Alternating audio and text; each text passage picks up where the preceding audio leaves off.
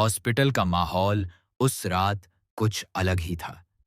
हर तरफ बेचैनी, भाग दौड़ और डर का साया फैला हुआ था। नर्स घबराई हुई आवाज में रिपोर्ट दे रही थी। मैम, बच्चे की हालत थोड़ी स्टेबल है, लेकिन हमें हर 2 घंटे में अपडेट चाहिए। तभी सामने खड़ी औरत आरती की आंखों में गुस्सा और डर एक साथ साफ दिख रहा था। उसने तेज आवाज में कहा, मुझे जूनियर नहीं, सीनियर डॉक्टर चाहिए। अभी के अभी। मेरी बच्ची की हालत ठीक नहीं है। रिसेप्शन पर खड़ा स्टाफ उसे समझाने की कोशिश करता है। मैम, हमारे सीनियर पीडियाट्रिशियन अभी ऑपरेशन थिएटर में हैं। फिलहाल सिर्फ आरएमओ ही उपलब्ध हैं। लेकिन एक मां के लिए यह जवाब काफी नहीं था। उसकी आवाज कांप रही थी, लेकिन गुस्सा साफ झलक रहा था। इतना बड़ा हॉस्पिटल और एक भी चाइल्ड स्पेशलिस्ट नहीं। मेरी बच्ची के मुंह से झाग निकल रहा है और आप कह रहे हैं इंतजार करो। उसी वक्त एक सीनियर डॉक्टर आगे आता है। उसकी आवाज शांत थी, लेकिन हालात की गंभीरता समझ में आ रही थी। मैम, प्लीज शांत हो जाइए। मैं सीनियर कार्डियोलॉजिस्ट हूं। मैं आपकी बच्ची को देखता हूं। आरती के पास अब कोई और रास्ता नहीं था। वो तुरंत डॉक्टर के साथ अंदर चली जाती है। कमरे के अंदर छोटी सी सही बेड पर पड़ी थी। उसकी सांसें तेज और अनियमित थीं। डॉक्टर ने जल्दी जल्दी उसकी जांच शुरू की। बेटा सही, क्या तुम्हें मेरी आवाज सुनाई दे रही है? लेकिन सही की हालत ऐसी थी कि वो ठीक से जवाब भी नहीं दे पा रही थी। आरती घबराते हुए बोली, डॉक्टर, इसने गलती से बड़ों वाली सिरप पी ली है। शायद उसी वजह से। डॉक्टर का चेहरा अचानक सख्त हो गया। उसने तुरंत सवाल किया, कितनी मात्रा में पी है? आरती के पास कोई जवाब नहीं था। उसकी चुप्पी ही सब कुछ कह रही थी। डॉक्टर ने गहरी सांस ली और कहा, आप बाहर जाइए, मुझे इसे चेक करने दीजिए। बाहर खड़ी आरती के दिल की धड़कनें हर सेकंड के साथ तेज होती जा रही थीं। अंदर डॉक्टर की आवाज और मशीनों की बीप उसे और डराने लगी। कुछ देर बाद डॉक्टर बाहर आता है और उसके चेहरे की गंभीरता देखकर आरती का दिल बैठ जाता है। बच्ची की हालत बहुत नाजुक है। उसकी आंखों की पुतलियां फैल चुकी हैं। पल्स रेट गिर रहा है और उसे सांस लेने में तकलीफ हो रही है। डॉक्टर के हर शब्द के साथ आरती की उम्मीद टूटती जा रही थी। आपको ये तक नहीं पता कि आपकी बच्ची ने कितनी दवाई पी है। ये बहुत बड़ी लापरवाही है। डॉक्टर की आवाज अब सख्त और गुस्से से भरी थी। अगर आप अपनी बच्ची का ख्याल नहीं रख सकती, तो कम से कम किसी जिम्मेदार व्यक्ति को रखिए। ये शब्द आरती के दिल में तीर की तरह चुभ गए। उसकी आंखों से आंसू बहने लगे। वो हाथ जोड़कर गिड़गिड़ाने लगी, डॉक्टर प्लीज, मेरी बच्ची को बचा लीजिए। मैं कुछ भी करने को तैयार हूं। डॉक्टर ने तुरंत फैसला लिया, नर्स, बच्ची को तुरंत आईसीयू में शिफ्ट करो। हमें उसके शरीर से दवा निकालनी पड़ेगी। हमारे पास ज्यादा समय नहीं है। आरती के सामने कंसेंट फॉर्म रखा गया। उसके हाथ कांप रहे थे। यह सिर्फ एक साइन नहीं था, यह उसकी उम्मीद और डर के बीच का फैसला था। उसने कांपते हाथों से साइन किया और वहीं बैठकर रोने लगी, क्योंकि अब सब कुछ डॉक्टर और किस्मत के हाथ में था। क्या सही इस मौत जैसे खतरे से बच पाएगी, या आरती की एक छोटी सी गलती उसकी दुनिया उजाड़ देगी? आईसीयू के बाहर बैठी आरती की हालत किसी टूटे हुए इंसान जैसी हो चुकी थी। उसकी आंखें लगातार दरवाजे पर टिकी थीं, जैसे हर पल कोई चमत्कार होने का इंतजार कर रही हों। अंदर डॉक्टर और नर्सें तेजी से सही की जान बचाने में जुटे थे। मशीनों की आवाज, भागते कदमों की आहट और बीच बीच में डॉक्टर के सख्त निर्देश माहौल को और भी तनावपूर्ण बना रहे थे। बीपी गिर रहा है, जल्दी करो। डॉक्टर की तेज आवाज सुनाई दी। नर्स तुरंत जवाब देती है, सर, हमने फ्लूइड्स शुरू कर दिए हैं, लेकिन रिस्पॉन्स बहुत स्लो है। डॉक्टर का चेहरा गंभीर हो जाता है। हमें जल्दी से जल्दी सिरप को बॉडी से बाहर निकालना होगा, वरना जहर पूरे शरीर में फैल जाएगा। बाहर बैठी आरती हर आवाज सुन रही थी। हर शब्द उसके दिल को चीर रहा था। उसके दिमाग में बार बार वही पल घूम रहा था जब सही ने मासूमियत में वो बोतल उठा ली थी और वो उसे रोक नहीं पाई थी। मैं कैसी मां हूं, वो खुद से ही सवाल कर रही थी। अगर मैंने थोड़ा ध्यान दिया होता तो आज मेरी बच्ची इस हालत में नहीं होती। तभी एक नर्स बाहर आती है। आरती तुरंत खड़ी हो जाती है। मेरी बच्ची कैसी है? वो ठीक तो हो जाएगी ना? नर्स कुछ पल के लिए चुप रहती है, फिर धीरे से कहती है, मैम, हम पूरी कोशिश कर रहे हैं, लेकिन हालत अभी भी बहुत क्रिटिकल है। ये सुनते ही आरती के पैरों तले जमीन खिसक जाती है। वो वहीं कुर्सी पर बैठ जाती है, जैसे उसके शरीर में अब कोई ताकत ही नहीं बची हो। अंदर डॉक्टर सही को बचाने के लिए हर संभव कोशिश कर रहा था। सिस्टर, तुरंत गैस्ट्रिक पंपिंग की तैयारी करो, हमें देरी नहीं करनी है। नर्स तुरंत तैयारी में लग जाती है। मशीनें और तेज बीप करने लगती हैं और हर बीप के साथ डॉक्टर की चिंता बढ़ती जा रही थी।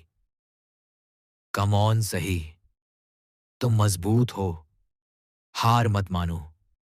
डॉक्टर धीरे से बुदबुदाता है, जैसे वो खुद उसे हिम्मत दे रहा हो। बाहर आरती की आंखों के सामने उसकी बेटी के साथ बिताए हर पल की यादें तैरने लगती हैं। पहली मुस्कान, पहला कदम, वो छोटी छोटी बातें, सब कुछ जैसे एक फिल्म की तरह चल रहा था। भगवान, मेरी बच्ची को बचा लो। मैं वादा करती हूं, अब कभी कोई लापरवाही नहीं करूंगी। वो हाथ जोड़कर रोते हुए प्रार्थना करने लगती है। अचानक आईसीयू के अंदर हलचल और तेज हो जाती है। सर, पल्स और गिर रहा है। डॉक्टर तुरंत आदेश देता है, इमरजेंसी मेडिकेशन दो, हमें इसे स्टेबल करना ही होगा। कुछ पल के लिए ऐसा लगता है जैसे समय थम गया हो। हर सेकंड एक साल जैसा लग रहा था। फिर अचानक मशीन की बीप थोड़ी स्टेबल होने लगती है। नर्स राहत की सांस लेते हुए कहती है, सर, पल्स थोड़ा स्टेबल हो रहा है। डॉक्टर के चेहरे पर हल्की सी उम्मीद की झलक दिखाई देती है। गुड, लेकिन अभी खतरा टला नहीं है। हमें लगातार निगरानी रखनी होगी। बाहर बैठी आरती को अभी ये नहीं पता था कि अंदर क्या चल रहा है, लेकिन उसके दिल को जैसे अचानक थोड़ा सुकून महसूस होता है, जैसे कहीं ना कहीं कोई उम्मीद अभी भी बाकी है। लेकिन क्या ये उम्मीद सही की जान बचाने के लिए काफी होगी, या ये सिर्फ एक तूफान से पहले की खामोशी है? आईसीयू के अंदर माहौल अब भी बेहद तनावपूर्ण था। मशीनों की बीप अब थोड़ी स्थिर जरूर हो गई थी, लेकिन खतरा अभी भी टला नहीं था। डॉक्टर की नजर हर सेकंड मॉनिटर पर टिकी हुई थी, जैसे जरा सी भी गलती सब कुछ खत्म कर सकती हो। हमें अगले कुछ घंटे बहुत सावधानी से निकलने होंगे, डॉक्टर ने धीमी लेकिन गंभीर आवाज में कहा। नर्स ने सिर हिलाते हुए जवाब दिया, जी सर, हम लगातार मॉनिटर कर रहे हैं। उधर बाहर बैठी आरती अब पूरी तरह टूट चुकी थी। उसकी आंखों में आंसू सूख चुके थे, लेकिन दर्द अब भी उतना ही गहरा था। हर गुजरता पल उसे अपनी गलती का एहसास और भी ज्यादा करा रहा था। तभी अचानक एक आदमी तेजी से हॉस्पिटल के अंदर आता है। वो था विवेक, सही का पिता। जैसे ही उसे खबर मिली, वो सब कुछ छोड़कर दौड़ा चला आया था। उसकी सांसें तेज थीं और चेहरे पर डर साफ झलक रहा था। आरती, सही कहाँ है? क्या हुआ उसे? उसने घबराकर पूछा। आरती ने जैसे ही विवेक को देखा, वो खुद को रोक नहीं पाई। वो फूट फूट कर रोने लगी। मैं मैं उसे बचा नहीं पाई। मेरी गलती है। मैंने ध्यान नहीं दिया।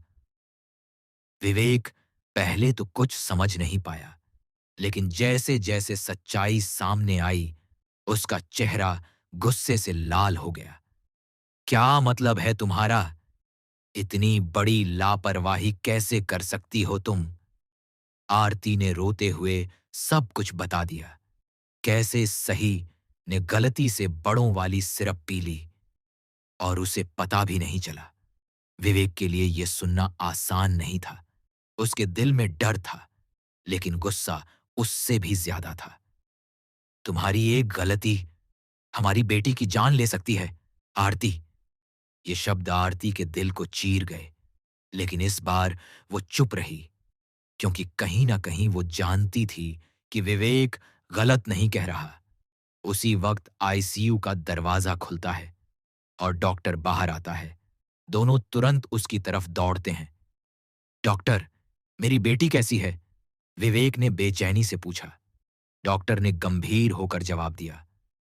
हमने फिलहाल उसे स्टेबल कर लिया है, लेकिन हालत अभी भी नाजुक है।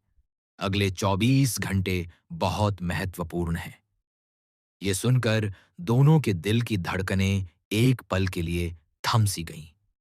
डॉक्टर आगे कहता है, सच कहूं तो ये सिर्फ एक मेडिकल केस नहीं है, ये एक चेतावनी है। बच्चों के आसपास दवाइयां रखना बहुत खतरनाक हो सकता है। विवेक ने सिर झुका लिया और आरती की तरफ देखा। उसके चेहरे पर गुस्सा अब भी था, लेकिन साथ ही दर्द और डर भी साफ नजर आ रहा था। आरती धीरे से बोली, मुझे माफ कर दो। मैं अपनी ही बच्ची की रक्षा नहीं कर पाई। विवेक कुछ पल चुप रहा, फिर धीरे से बोला, अभी हमें एक दूसरे को दोष देने का नहीं, सही के लिए मजबूत बनने का वक्त है। यह सुनकर आरती की आंखों में फिर से आंसू आ गए, लेकिन इस बार उनमें थोड़ी सी हिम्मत भी थी। दोनों आईसीयू के बाहर खड़े होकर शीशे के पार सही को देखने लगे। वो छोटी सी जान मशीनों के सहारे जिंदगी से लड़ रही थी। अचानक मॉनिटर की बीप फिर से तेज हो जाती है। अंदर नर्सें भागने लगती हैं। डॉक्टर तुरंत वापस अंदर दौड़ता है। ओह नो, फिर से पल्स गिर रहा है। बाहर खड़े आरती और विवेक के दिल की धड़कनें जैसे रुक जाती हैं। क्या सही इस दूसरी मुश्किल से बाहर आ पाएगी, या किस्मत एक बार फिर उनसे सब कुछ छीनने वाली है? आईसीयू के अंदर अचानक मची हलचल ने माहौल को और भी खौफनाक बना दिया था। मशीनों की तेज बीप, डॉक्टर की घबराई हुई आवाज और भागती नर्सें, सब कुछ ये इशारा कर रहा था कि हालात फिर से बिगड़ चुके हैं। जल्दी करो, पल्स तेजी से गिर रहा है। हमें उसे अभी स्टेबल करना होगा, डॉक्टर ने तेज आवाज में कहा। नर्स तुरंत इंजेक्शन तैयार करती है। सर, इमरजेंसी डोज तैयार है। डॉक्टर बिना एक सेकंड गनवाए ट्रीटमेंट शुरू करता है। उसके चेहरे पर अब सिर्फ एक ही मकसद था, किसी भी हालत में सही को बचाना। बाहर खड़े आरती और विवेक के लिए हर सेकंड किसी सजा से कम नहीं था। आरती की आंखें बंद थीं और उसके होंठ लगातार भगवान से प्रार्थना कर रहे थे, मेरी बच्ची को बचा लो, प्लीज। विवेक भी अंदर से पूरी तरह टूट चुका था, लेकिन वो खुद को संभाल कर आरती के साथ खड़ा था। उसने धीरे से उसका हाथ थाम लिया, शायद पहली बार बिना कुछ कहे उसे सहारा दे रहा था। अंदर डॉक्टर ने आखिरी कोशिश करते हुए कहा, कम ऑन सही, ये तुम्हारी आखिरी लड़ाई नहीं हो सकती। तुम जीत सकती हो। कुछ पल के लिए ऐसा लगा जैसे सब कुछ थम गया हो। मशीन की बीप एक सीधी लाइन में बदलने लगी। सर, नर्स की आवाज कांप गई। लेकिन तभी अचानक बीप, बीप, बीप, मॉनिटर फिर से चलने लगा। पल्स वापस आ रहा है, नर्स ने राहत की सांस लेते हुए कहा। डॉक्टर के चेहरे पर पहली बार हल्की सी मुस्कान आई। गुड, बहुत बढ़िया, इसे स्टेबल रखो। बाहर खड़ी आरती को जैसे अंदर कुछ अच्छा होने का एहसास हुआ। उसका दिल तेजी से धड़कने लगा। कुछ देर बाद डॉक्टर बाहर आता है। इस बार उसके चेहरे पर पहले जैसी सख्ती नहीं, बल्कि एक हल्की राहत थी। आपकी बच्ची अब खतरे से बाहर है। ये सुनते ही आरती के पैरों में जैसे जान ही नहीं रही। वो वहीं बैठ गई और फूट फूट कर रोने लगी। लेकिन इस बार ये आंसू डर के नहीं, राहत के थे। विवेक ने भी गहरी सांस ली और उसकी आंखों में भी नमी आ गई। डॉक्टर ने गंभीर लेकिन नरम आवाज में कहा, ये एक चमत्कार से कम नहीं है, लेकिन याद रखिए, अगली बार इतनी किस्मत साथ नहीं देगी। आरती ने सिर झुका लिया। मैं समझ गई हूं डॉक्टर, अब कभी ऐसी गलती नहीं होगी। कुछ देर बाद उन्हें आईसीयू के अंदर जाने की इजाजत मिलती है। छोटी सी सही, मशीनों से जुड़ी हुई, लेकिन अब शांत और सुरक्षित थी। आरती धीरे से उसके पास जाती है, उसके माथे को चूमती है। मुझे माफ कर दो बेटा, मैं अब हमेशा तुम्हारा ध्यान रखूंगी। विवेक भी उनके पास खड़ा होता है और पहली बार उस पल में तीनों के बीच एक नई समझ, एक नया रिश्ता जन्म लेता है। उस रात ने उन्हें एक बहुत बड़ा सबक सिखा दिया था। लापरवाही छोटी हो सकती है, लेकिन उसका अंजाम बहुत बड़ा होता है। और कभी-कभी एक गलती हमें हमेशा के लिए बदल देती है।